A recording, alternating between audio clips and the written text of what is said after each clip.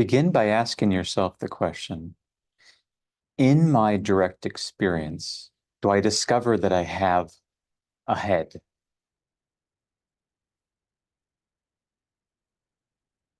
The answer will turn out to be no, I don't have a head. I'm actually headless so far as I stay with my own experience.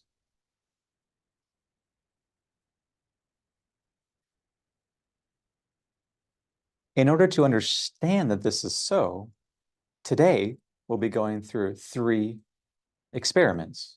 One having to do with seeing, a second having to do with sensation, and a third having to do with touch.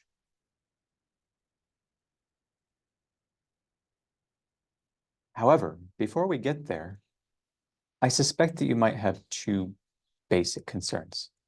The first one is, why would this even matter? Who cares?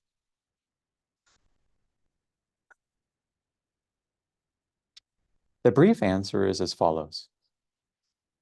In the West, we have come to the view, an erroneous one that is not actually based on our direct experience, that consciousness resides inside the head and that it is personal, limited, localized, and private. It's personal and private in the sense that I, so this view goes, have access to it, but you don't. It's limited and therefore obviously not limitless or boundless. And it's localized. That is, it's in here, not pervasively so. All right, so why would that matter? You might go on. Because so long as you think that consciousness is personal, localized, and so forth, just so long will you feel separate from other beings, and in consequence will suffer.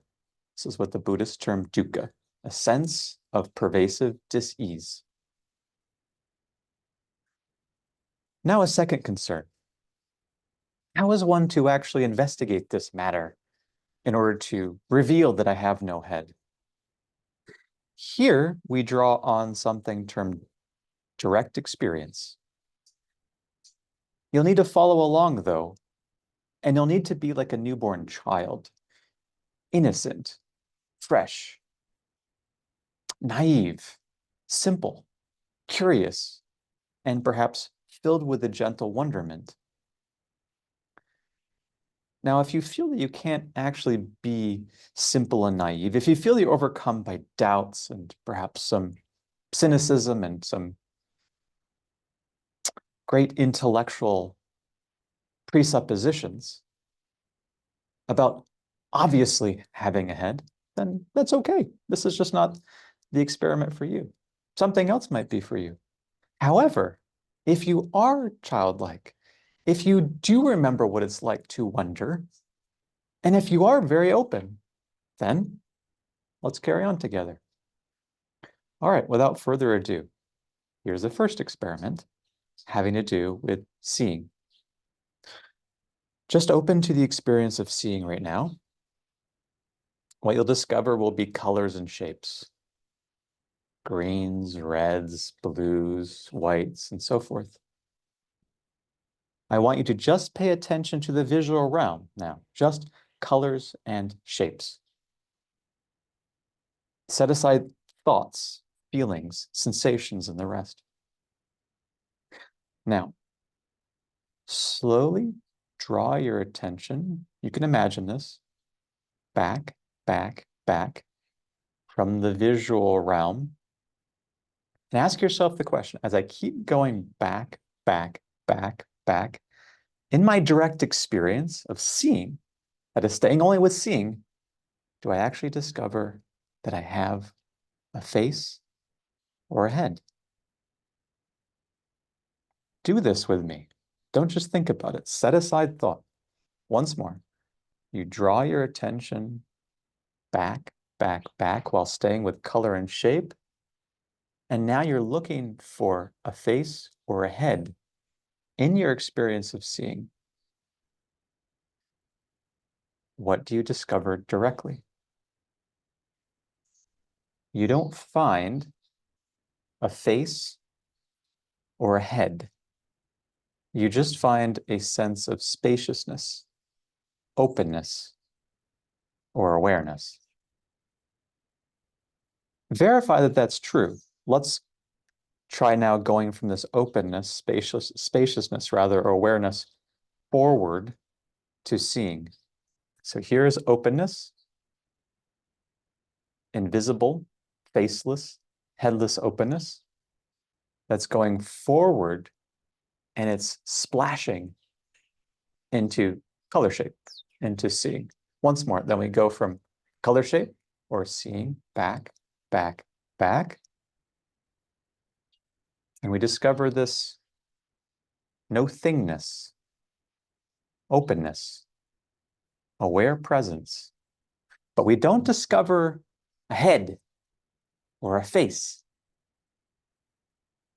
We discover a taste of freedom. You can do this experiment as often as you like, and you'll keep discovering that you are headless insofar as seeing is concerned. But you might say, all right, that sounds all well and good, but what about sensation? Good. We definitely think that there's sensation coming from the head. In this case, then close your eyes. I'll keep mine open. I want you to first visualize the inside of the face. Your eyes are closed. Then, I want you to feel that there are sensations appearing on the inside of the face. For example, you might feel that behind the eyelids, there are these pulsating sensations. Or inside the cheeks, you feel vibrations. Or in the mouth, you feel sensations, etc. Now we want to set aside all those thoughts. So I want you to drop, you are like a child, and you will drop face, that's a concept. Inside of the face is a concept. Eyes, eyelids, cheeks, mouth, drop all those concepts and stay only with the experience of this vibrating, lively sensation.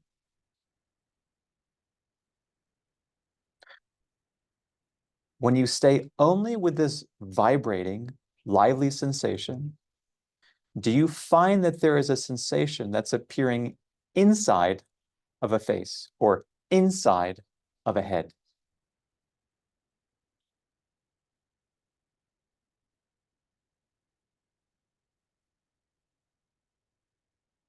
Thought might say, yes, I do. So you take that thought and you set it off to the side and you return to the question. And this time you're very, very innocent and you're staying only with the direct experience of sensation. And you ask the question once more.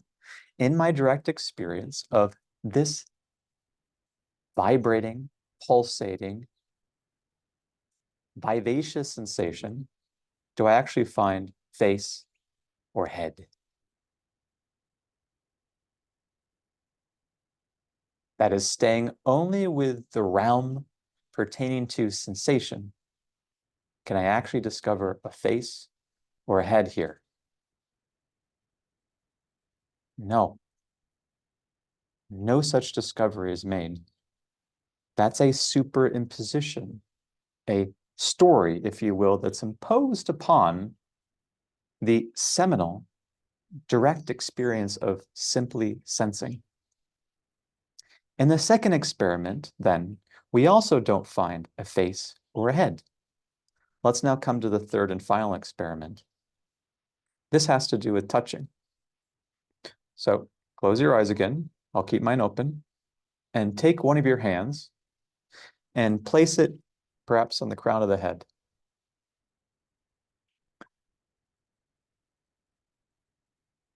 We're going to stick only with the experience of touching. So don't go based on beliefs or thoughts. Set those off to the side. and ask yourself the question, do I actually find a shape or a size in my direct experience of touching? For example, do I actually find that there's some kind of curvature, shape concept, in my actual experience of touching alone?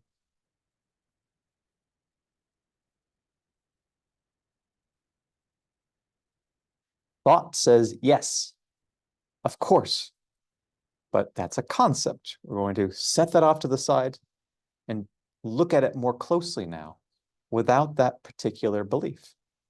So once more, ask yourself, in my direct experience of touching, do I actually find that there is any kind of shape or curvature at all?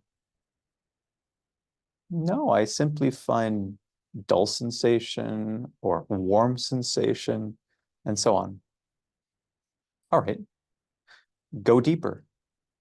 In my direct experience of this touch, do I actually find that there's a head, a physical object, that's being touched?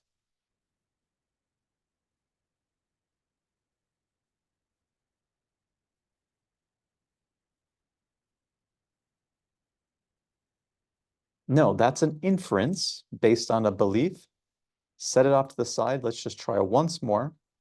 Ask yourself innocently, as if you were a very young, wondrous child, the following question. In my direct experience of this original, this fresh, this new, this spontaneous touch, do I actually find that there's a head here, that there's a head being touched?